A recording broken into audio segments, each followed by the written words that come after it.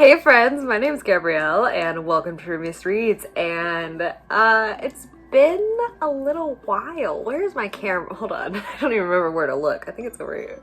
Yeah, okay, if I'm not looking at the right spot, it's because I actually could not find my camera, which I feel like says how long it has been since I've made a video. Sorry about that. It's been a long time. I hit probably one of the worst reading slumps I've ever been in. I just couldn't read anything. I couldn't watch anything new. I couldn't read anything new. And I think I read that a lot of people are having that issue because there was so much change and so much chaos happening around us that we just had to really rely on stuff we were familiar with. And I wasn't able to make videos, which I was very sad about. There's a lot of things happening this past year that kind of just stopped me from making videos. If you guys don't know, I've kind of transitioned into podcasting, and I have a true crime podcast about women in history known for mayhem and murder, and it's called A Murderous Affair, and I'll link it down below if you guys haven't checked it out. You should. It's actually really fun. But I think that was kind of what I latched onto because it was something that felt comfortable, and it felt like I kind of could still reach you guys in a way and like reach out to an audience in a way, but it wasn't as taxing as making book videos felt like. But I'm back and I've been missing making videos. I really have. So I'm hoping that this can be kind of the restart and jump back into making more videos again, and that you guys like the videos and kind of get to rejoin with me, fall back in love with reading. I figured why not start off with a book review, geez. It's been a while, guys. Why not start off with a wrap up, since this month I actually was able to read enough books, and I think reading books got me into wanting to talk about them again, which then led me back to videos again, and hopefully back into doing book reviews and writing book reviews and kind of keeping that updated as well, because I really have missed it. I just haven't felt like I could. I was just in the worst reading slump, video slump, everything kind of slump. I'm very slumped this past year. But I figured start off with talking about the books that I did read this past month, so hopefully that can continue. I'm gonna do this first because this book was loaned, and I don't know if it'll actually let me show you the cover, but I read an ebook. Actually read 5 books. Well, 5 books that I can remember. This one is called Smack Dab in the Middle of Maybe by Joe Watson Hackle. Let me see if it lets me show you, because I rented it and it's now loaned back, but that is the title. Okay, let's see real quick. There it is. All right, now you can't see it anymore. Smack Dab in the Middle of Maybe is kind of like a coming of age story. It doesn't feel like YA, but it definitely falls in that genre. It's about a girl who her mother struggles with, it doesn't outright say what, but she struggles with a mental health disorder. And after her dad dies and after her grandma dies, her mom just takes off and she's forced to go live with kind of like this random family member. And this girl, she believes that her mother will come back for her grandmother's funeral because she promised her. And so in order to make her mom stay, this girl decides to find this hidden room that her mom claims she found. Basically, as her mom described it, it's this world where you go in and the birds fly on the walls and it's beautiful and it's really peaceful, and our main character thinks that if she finds this room, she can make her mom stay. I'm not gonna say any more than that, but I wasn't sure what to expect going into it, but I actually really enjoyed it, so definitely recommend it. Probably 3 out of 5 stars to anybody if you want to read it, because it was a good book and it was interesting. I liked the writing style a lot, but the story itself was just kind of like meandering and slow. I didn't feel like it needed to be as long as it did, but overall I really enjoyed the book. Next, we have Mr. Penumbra's 24-Hour Bookstore. This one I read as part of a book club, and I did not like it as much as I wanted to. It's basically about a man named Clay who has not been able to get a job in big tech and is now working at a 24-hour bookstore and encounters tons of mysterious people, and it's got like the secret society involved, and there's a ton of mystery surrounding the bookstore, and the whole plot sounds so cool and so interesting, like a secret society revolved around trying to break clues in books. Like, that sounds amazing. That's every book lover's dream. And yet the story just felt so bland bland. Like, the main character was bland, his friends were bland, it was all very one-dimensional. So as much as I wanted to like this book and I wanted to really get into the story, I kept finding myself kind of like paging ahead or like seeing how much of the book was left. And it's not even that long of a book, but I kept trying to remember. It's one of those books where I'll remember that I read it, but I'm not gonna remember anything about it other than like how it ends. Overall, I'd probably give this one also 3 out of 5.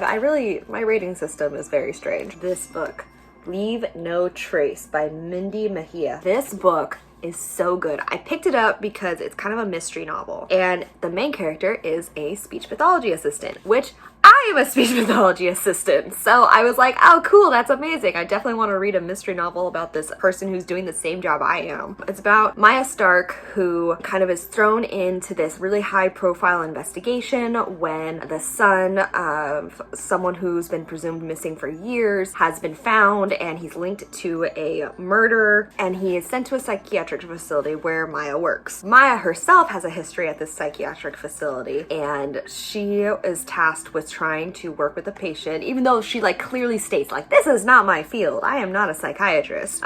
He doesn't have any communication problems, it's more psychological, which I found really interesting because a lot of people wouldn't have done that, like done enough research to know that. But you end up seeing these two characters evolve and really see what happens in the end and how Maya's past ties into this son's past, and it's just so full of suspense and there's so many plot twists, and it was really, really good. I could not put this down. This book is 5 out of 5 stars for me. I will recommend it, and I will probably read it again in the future. I would read this book again. Really, really good book. Has like very much the concept of like something that's mentioned in the beginning of the story is still important even at the end of the story. So everything ties together really well. I really enjoyed this book. So 5 out of 5 stars for Leave No Trace by Mindy Mejia. 2 books left, guys. We can do this. And they're both by the same author. Let's talk about Cindy McQuiston, Red, White, and Royal Blue. This was another book I picked up for a book club I'm part of, and I think it's kind of made its rounds and is really popular now, but I'll go ahead and give you the summary anyway. It's set in a future of 2020 where there has been a female president elected, the very first one ever, and Alex, her son, Alex Claremont Diaz, is half Mexican, and he is basically cast to be like one of the young royals of the American dynasty, whatever, because he's total millennial, really like perfect for marketing, really into the political side of things, but he is constantly set up and compared to a prince across the pond about the same age as him named Henry. Now these guys, they hate each other, but after a big incident that like kind of reveals their hate to the world, both the White House and the royal crown they're both tasked with trying to fix the situation and make them appear like they don't hate each other, they're really friends. So 100% friends to lovers story, and it's such, if you've had a rough year, listening to politics, past 4 years, if you've had just a rough time these past 4 to 5 years with politics, with pandemic, with basically the world exploding, read this book, Red, White, and Royal Blue. There's obviously still like real world issues. There's issues that like they talk about with his mother's upcoming re-election race, but it's such good escapism. It's so nice to read a story that doesn't feel like it's about the end of the world, or like a story that has like pop culture thrown in there without having all the bad stuff in there too, I guess. So overall, really, really great story. 5 out of 5 stars. I really enjoyed this. I enjoyed this book so much that I bought Casey McQuiston's, how do I say it? Casey McQuiston's second book, One Last Stop. Now this is her second book, and it's like almost a completely different, not completely different, but it's like a jump into a different genre. She sidesteps into more of the like sci-fi-esque genre with August, her, and Jane, her. Now August has just moved to the city, and she has never really had any roots anywhere, and instead when she meets Jane on the train, she starts to get drawn and attracted towards this punk rock style girl.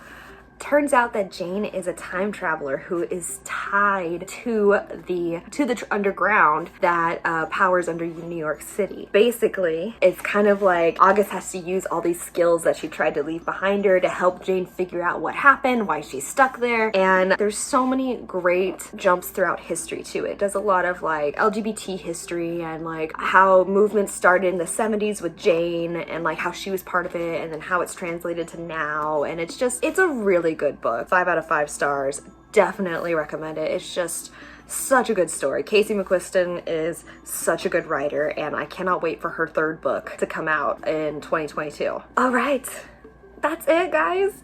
That was all the books I read in August. I would love to know what you guys think of these books, what if you've read them, if you haven't read them, if you agree with my kind of reviews of them, or if you have anything else that I missed.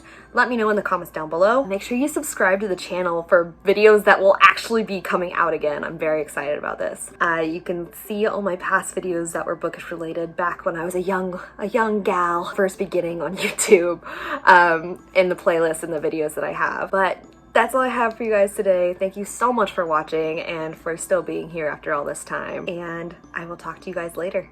Okay, bye.